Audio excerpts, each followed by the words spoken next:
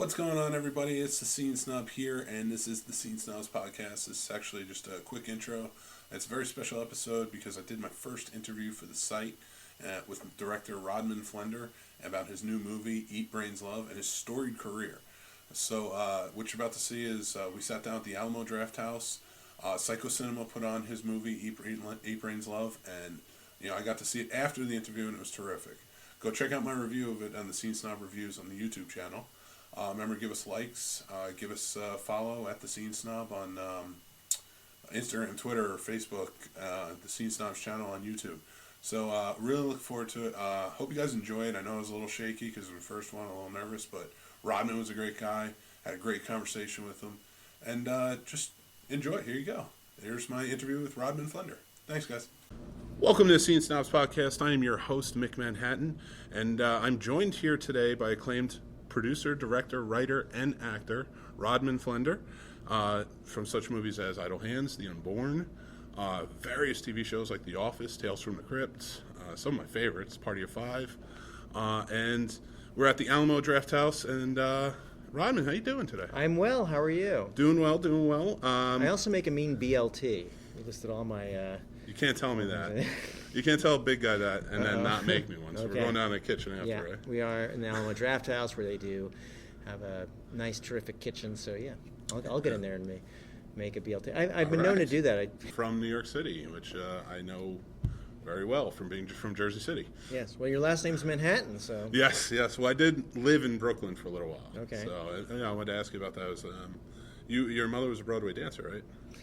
She was, yeah, she did. She when she was in her youth, she was a teenager in her 20s. Yeah. Oh, that's awesome. And your father was a writer and screenwriter, correct? Exactly. Yeah. Oh, perfect. So I can see where you get the love and the passion for just not just performing, but also the writing and the technical side. Right. Yeah. Well, the arts was in my house growing up. As you said, my dad was a writer. He had written before I was born. He had written for television. For people like way before either of our time, like people like Sid Caesar and Your Show of Shows and Car 54, Where Are You, that kind of stuff. And then when TV moved to LA, he wanted to stay in New York and pursue more serious endeavors, novel writing. And one of his first novels was a book really ahead of its time. It was called Paris Blues. And it kind of explored racism in America, and it was about a black jazz musician who moves to Paris to escape racism. And it was turned into a movie, and when it was turned into a movie, they actually made in the book the black musician is the lead of the book, and he has kind of a white friend. But they made the movie in 1962, and in the movie they made his white friend the lead, Paul Newman. And made the African American character kind of the second banana. It was Sidney Poitier, and that. Oh, really? Yeah. Wow. So at the time it was kind of a big movie. It was just Hollywood in the early '60s wasn't ready to take on the themes of the novel. Very different from today's world. Very different from today's world. Which is a good direction, Yeah. And good to see. And it's amazing to see that.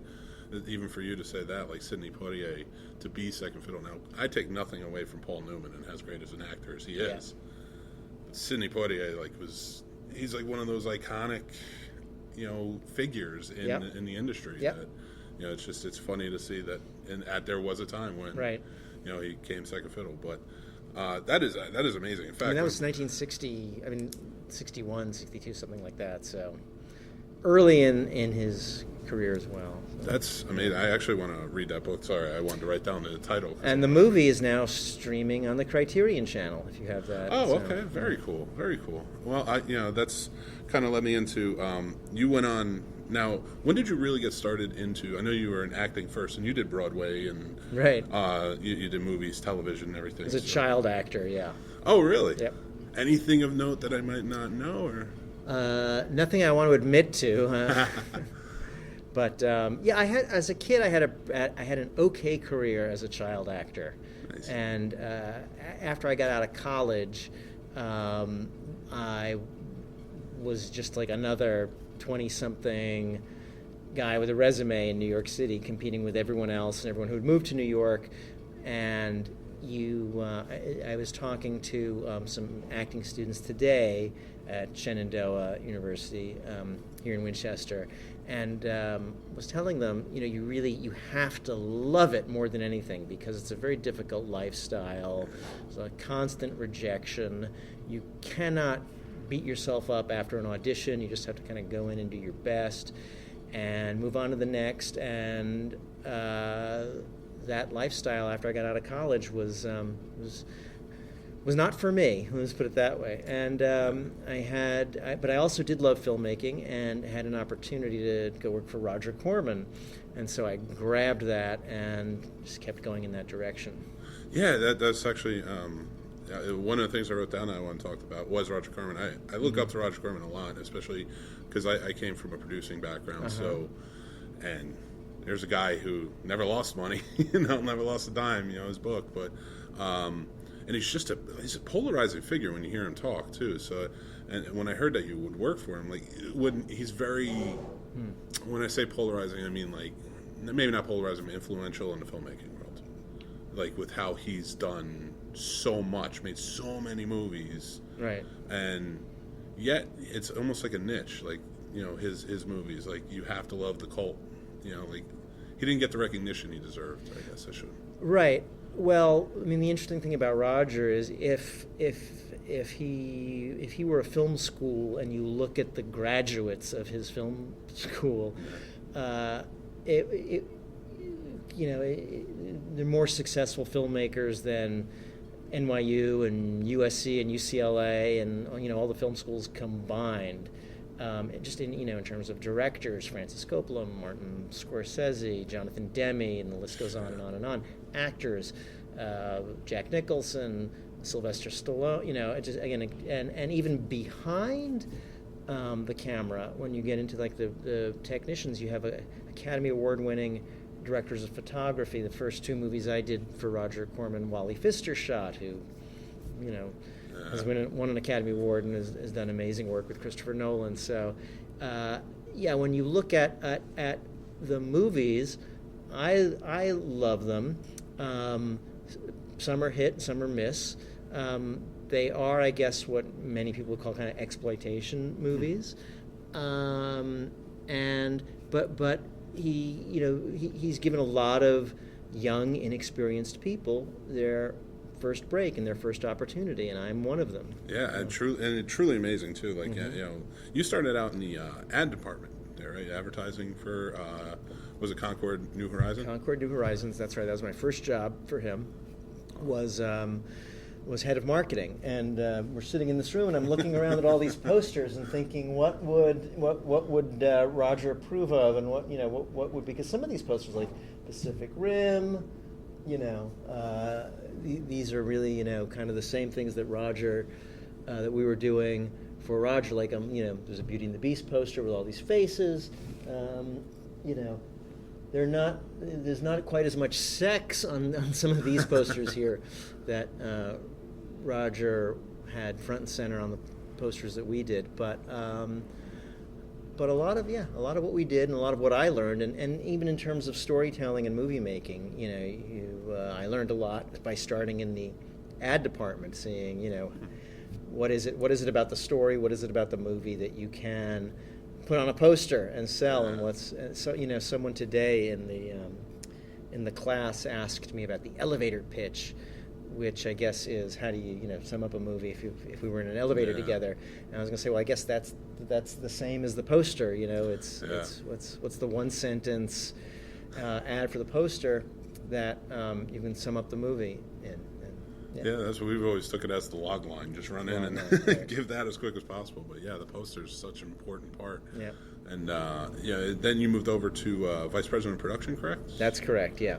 So it's an amazing jump, and it seems like maybe like a different.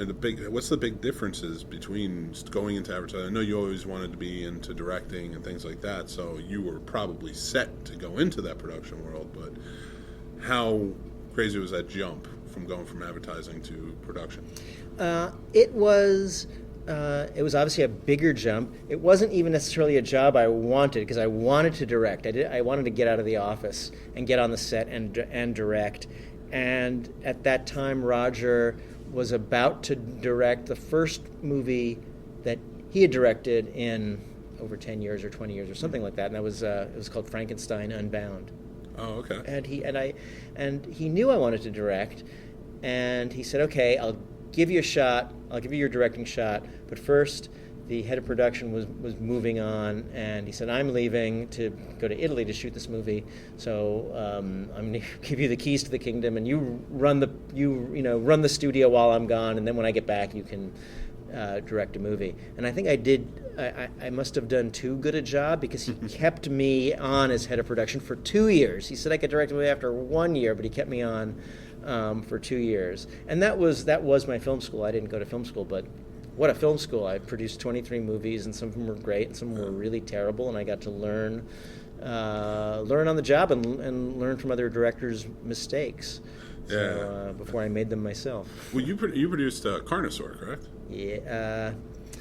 I don't remember. It's all a bit of a blur, but I was certainly around. I know I have a tiny part in it, and yeah, I was head of production when Carnosaur was made. Because I remember he did an episode of Dinner for Five, the Jon Favreau show, where they all sit at dinner and they would just talk about the business. Roger did? Yeah. Oh, I have to see that. Probably one of the best episodes too, because and the way he talked, and everybody at the table shut up just to listen to Roger Corman, because when he talks, like you said, look he's created. Yeah.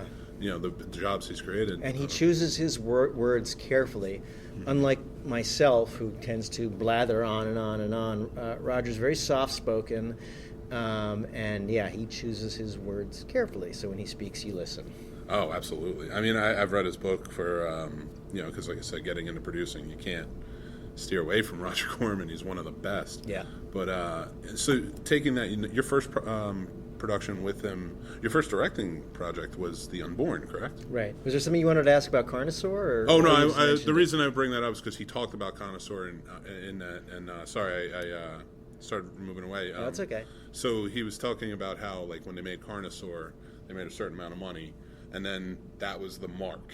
And I guess as VP of production, you would know, like, better than anybody, that was like the mark, the budget, and then like when you make two, it would go down a little bit, but there was a certain point in between where he would say, "Okay, that's enough. Carnosaur 3 is done," or whatever it was. And I like that dynamic of his, the way he chose to base it on, how much they would bring in. So like, if Carnosaur made this much, this is our mark. If anything goes below that, we stop making sequels. Interesting. So it was real. It was pretty cool. And I just like, I had seen your name attached to Carnosaur, and he had used that. That's why I was like correlating. Okay. It. But now you went to going on. I want to kind of talk about the documentary filmmaking. Well, okay. Oh, I'm sorry. Yes, That's The Unborn. That was your first production, correct? Right. That was the movie that, as head of production, people would pitch me projects, and I was sort of a. If you saw the movie The Player.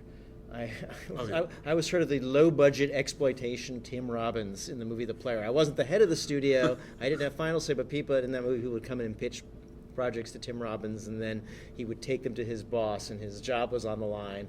So I was kind of the low-budget exploitation Tim Robbins character in Roger Corman's world, Roger, of course, being the boss. And this treatment for this movie came across my desk. And it was what became The Unborn, and I liked it, and it had all the elements of movies that attracted me to filmmaking. It was horror. I loved horror. It had a psychological element to it, and I loved the films of David Cronenberg and Roman Polanski. Their movies really spoke to me. And so I did not show that one to Roger. I told the writers, I really like this, and I want to do something with it, but just stand by. And then finally, when it came my time to pitch Roger something I wanted to direct, I showed him that treatment. And the Child's Play movies were very popular at that time, and then they were on to like Child's Play 2 or 3 or something. And Roger didn't have a movie like that. He had Munchies, which was kind of more like his Gremlins.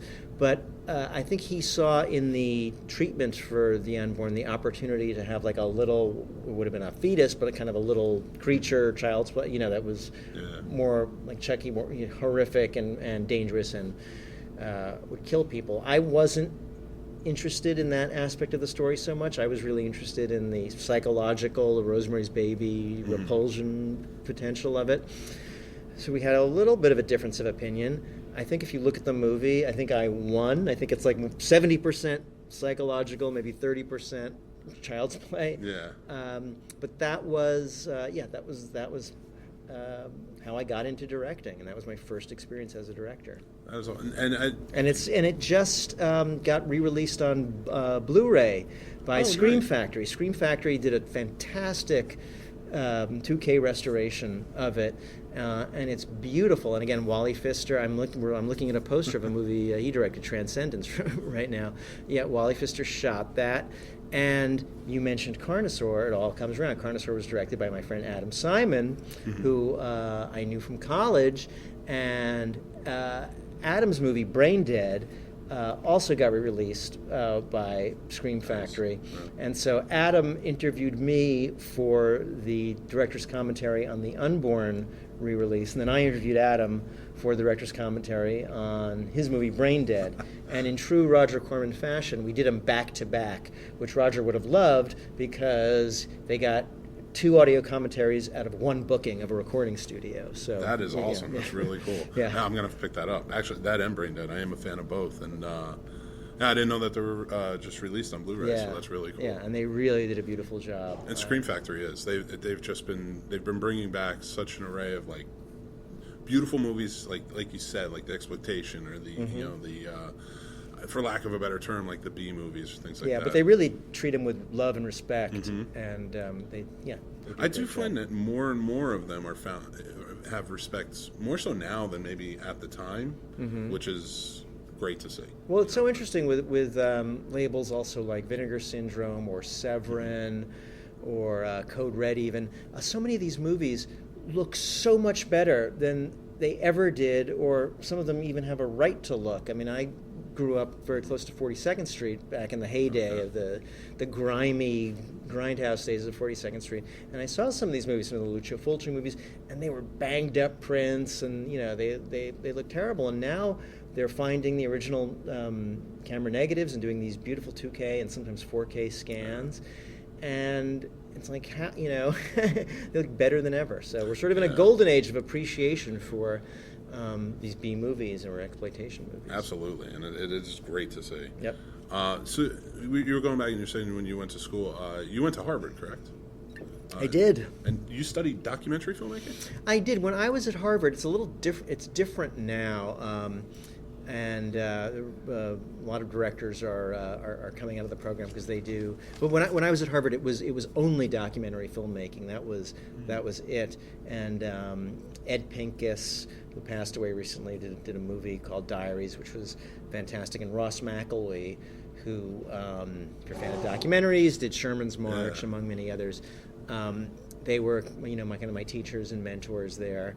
And I did it only because that was it there at the time. I had no other choice, and I'm really glad because I totally fell in love with documentary filmmaking, and it opened. Those 2 guys opened my eyes to the fact that documentary is much more than some dry, historical history class or a nature movie about polar bears or something. Now because of Netflix and documentaries, so many different kinds of crime documentaries, sex documentaries. I mean, so many more of them are available and are fascinating. And even the explosion of reality TV, I think audiences today are so used to nonfiction narratives, but it wasn't always that way. No, yeah, and actually it's pretty funny because Ross McElwee that you were talking about, he received a Lifetime Achievement Award at the Full Frame Film Festival in 2007, and I actually worked that one as a projectionist. Oh wow! So I saw that. I saw the montage that they had made, the cut of things for him, but I was not in the room when that happened. I was off showing something else. But when I was doing my research, I saw that. I thought that was pretty cool. But you are no stranger to documentaries yourself. You made 2 very good documentaries I've seen. I really like the Let Them Eat Rock, which I had just watched recently, getting ready for everything. And how'd you find it? It's on YouTube. Oh, it is on YouTube. Yeah, the cut that's on YouTube, someone uploaded that. That's not even the final cut of the movie. That's something that was like a festival cut that I had submitted to festivals. Really? So sort of it leaked somehow, but whatever. People get a chance to see it. No, I want to see it's not your copy. That different than the final version, but. Gives people like yourself an opportunity to see it. Yeah, and I definitely wanted to see, because I knew I want to talk a little bit about the documentary, but I was a big fan of Conan O'Brien Can't Stop. And you wrote for the Harvard Lampoon, correct? Right. And now, is that how you met Conan O'Brien? Is that how you guys got together for... That is, he was president, and I was, they had a sillier name, but I was kind of a vice president under his presidency. So very cool. We go way back. And it's interesting you mentioned those 2 movies, Let Them Eat Rock and Conan O'Brien Can't Stop, because, I made them 10 years apart, but they're sort of... Let Them Eat Rock is about a very popular rock band out of Boston called the Upper Crust, and at that time I was filming, they were wildly popular locally, and they had just signed their first record deal, and they just booked their first national TV appearance on Late Night with Conan O'Brien. And I thought it was an interesting time, kind of what I learned from Ross McElwee and at Harvard, and Ed Pincus is the kind of the more cinema verite style of documentary filmmaking, like just to film and see what happens, not necessarily make a documentary with an agenda, whether it's a political agenda, whatever. And I thought it was I thought it was an interesting time to capture a band, because at that moment they were either going to explode and be Nirvana, or not, and either one is kind of interesting, right? Either one, so like imagine a documentary filmmaker filming Nirvana when they were just popular locally and playing small gigs. So I captured, started filming the Upper Crust, and if you saw the movie, things happen within the band that no one could have predicted. And so it took many years. I kind of filmed that over a 5-year period, just because of very, very, very surprising, unpredictable things that happened within the band. I don't want to spoil it. And then, so cut to 10 years later. So film number 1, very popular local band, popular with its fans locally, about to do its first national TV show, and what happens? On the Conan O'Brien show. 10 years later, we've got Conan O'Brien, who loses a TV show. He was on The Tonight Show, and he lost that, and then decides to go on the road and do a series of live acts to personally connect with his fans on a local level. So it's a kind of like weird mirror inversion of one of the other, even involving Conan and like spiritual cousin reaching its audience. Yeah, I call them kind of bookends in a weird way. It's like one's an inversion, a weird inversion of the other, and they do kind of speak to each other in a strange way. It's interesting that you put it that way, because like I said, Conan O'Brien Can't Stop, I was a big fan of, because I followed that whole thing. I think he's the only host of The Tonight Show besides Johnny Carson, was on all the time. Like, I watched his every night he was on. Yeah. And Johnny Carson was just on with the family. Right. So when he left, I found that just like a really interesting subject, like what's going on, and like I wanted to see him succeed. Yeah, me too. That's why I made that movie. Yeah, and it was a fantastic documentary. But yeah, and now having watched Let Them Eat Rock with the Upper Crust and seeing how that kind of came about, you're right, it is interesting, and I'm glad you put it that way, because I see how it pulls together now, and that was really awesome.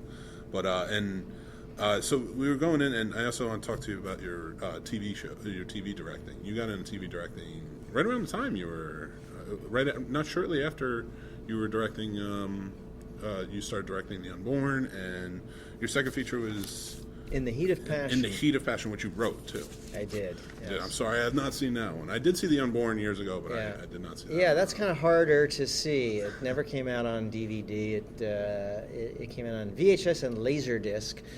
But Shout Factory, which bought the Roger Corman library, they have it. So nice. Okay.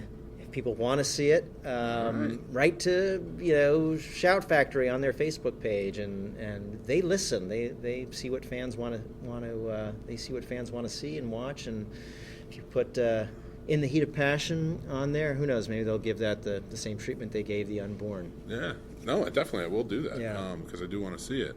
Now, with the television, so you was shortly after that you went in. What was your first project? It was Tales from the Crypt. That was it. So right. I had done those two films, and then I had done Leprechaun 2. Mm-hmm. It was right around that time, and I am, as we mentioned, a former actor, and I really enjoyed working with actors, and even like The Unborn was a horror film, but it's an emotional story, and Brooke Adams did an amazing job, and it's a shame that actors in horror film, we just had the Academy Awards, that more performances in horror films aren't as seriously considered as other performances, because it's really hard. It's really hard to pull that off, and some of the great performances are in horror films. So I wanted to continue working with actors, and it was my agent at the time suggested TV, that sort of what we now call peak TV was TV was getting better around that time, and because the really great scripts were going to the A-list directors. And my Corman training of being able to shoot very quickly on a tight schedule was great training for television, because there's very little time in television to shoot. So, Tales from the Crypt was kind of a natural bridge because of the horror and the exploitation I had done in my Corman training. But then after that, I started doing more TV dramas, like Chicago Hope, and you mentioned Party of Five. Mm-hmm. And after Party of Five, kind of fell into the teenage high school niche with Dawson's Creek and The O.C. and shows like that.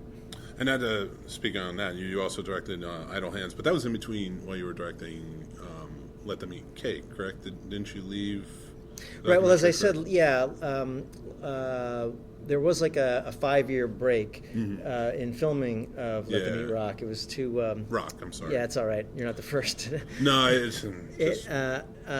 because, like I said, of very surprising and unpredictable dramatic circumstances within the band. Yeah.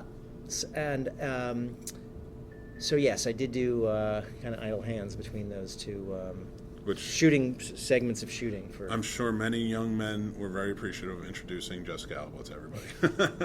That was it was the first time a lot of people had seen her. It wasn't her first film. She'd done a TV show as well. I think she was on like the reboot of Flipper, I want to say, at the time. Oh, was she? Yeah, something like that. Yeah. So she was not brand new, but those we knew her star was rising. Nice. Okay. And you had a great cast in that movie, and it's such an interesting and to kind of lead us into. And getting back, it seems like sponsored by Shout Factory here, but they just announced that they're going to be doing a definitive version of Idle Hands. That's on awesome. Blu-ray, so. Okay. Yeah. I own the Blu-ray, but I not the Blu-ray. I own the DVD. Yeah. Well, it's going to be coming out in May, I think, April or May, I think they said. Well, you give me a lot of movies to watch here and buy, so thank you. But just to kind of lead that into talking about Eat Brains Love, like, because it's the undead factor, as I'll call it. Both have very undead features in them, but you had such a terrific cast. It was a really interesting original story and take on things, Idle Hands, and how that worked out and played. So when you picked that up, like, I know you were into horror and directing and being a part of that world. But it's more comedy now. Now, had you dealt with comedy beforehand, before getting into that movie? Tales from the Crypt certainly was comedic, and that had a very based on a comic book. It was an anthology show, so each episode was like its own little movie, its own little short film. But it was very gory, and they certainly embraced the kind of grand guignol, more comedic aspect of things. they I always did, you mentioned I'd been on the Harvard Lampoon with Conan, so comedy, I always did love comedy. I grew up like reading the National Lampoon, and when Animal House came out, that blew my mind. And of course like Mad Magazine. But getting back to Roger Corman, when I was a kid, I saw Little Shop of Horrors, his original Little Shop of Horrors on TV, and that blew my mind also. I couldn't believe like someone actually, I didn't get it. I didn't understand, like, I couldn't believe that someone actually made that movie. It seemed like it was a movie that was made just for me. It's this, like, again, this weird blend of comedy and horror, and the spoiler alert, the hero dies at the end, and but it's done like comedically, and I had to like track it down again, just like kind of figure it out. And so then when I had the opportunity to work on Idle Hands, I wasn't the first director on that movie. It was there were two other directors before me. Wow. And they had a start date, and again, it was, I guess, my Corman training and TV, and the fact that I had done horror and had worked with teenagers and had done television and had done movies in 18 days and could prep it very quickly and just sort of jump in. Made me a good match for that movie. Nice, so that was, so in terms of features, that was kind of the first, my first mutation of comedy and horror together. And now with Eat Brains Love, which is streaming on Apple, iTunes, Apple TV, and Amazon, and Hulu, wherever else you buy or rent movies. It shares some DNA with Idle Hands. Mm-hmm. You mentioned kind of the zombie undead aspect of it. I really don't consider Eat Brains Love a zombie movie, although it's certainly marketed that way. I kind of look at it more of a road movie with zombies in it. Okay, yeah, I love that. And you haven't seen the movie yet, right? No, but I love that concept. Yeah, I'm going to see it tonight because they're showing it here at the Alamo, Right. Winchester. Right. I do love the concept that I've been reading about with it. I didn't read the book either, so Okay. I'm coming in so you'll fresh. be surprised. Great. And I'm very much looking forward to that. So Yeah. what attracted you to this? Was it the book, or did you read the script? And Yeah, I'd been doing, again, a lot of TV and kind of wanted to get back into movies, and I heard there was like this zombie comedy, and I'm such a huge fan of like Shaun of the Dead, and I heard it was very low budget, and I thought, like, how can you compete with Walking Dead and the visual effects? You can't really compete with that on a low budget, and the whole zombie genre seemed so oversaturated, and even zombie comedies, Warm Bodies had come out. And then I heard the title "Eat Brains Love," and I said, "Okay, I'm in. When do I start? How can I be a part of this?" And then I read the script, which was adapted from the novel, and I liked the. Well, you'll see. It's kind of this weird romantic triangle, to paraphrase the band New Order. That's kind of like a bizarre love triangle. And to me, that's what interested me, was, again, this emotional relationship between the three lead characters. And there's undead and gut-munching and gore and blood and all that stuff we love going on, but it was this sort of core relationship that was in the book. And Mike Yarrow and Dave Strauss, who adapted the screenplay, Jeff Hart wrote the original novel, that even though the book was very ambitious, and if you were going to do that book as a movie exactly, it would have probably like an Avengers budget, very very ambitious. So they brought it down and they made it doable on a lower budget, but that core relationship of the three leads remained the same, and that you can do on any budget, if it's just a relationship between three people. which, like you said, in an oversaturated, I guess, subgenre of zombies, I think that comes as a refreshing notion. Like you're not focused on the world of zombies like The Walking Dead, or Right. You're focused on his relationships, and it is overall, from what I've seen, and I'm looking forward to watching later, a not just a horror comedy like you said or a zombie movie. It is a road trip movie with love in it, and these characters. And I like your twist that I've seen from the trailer.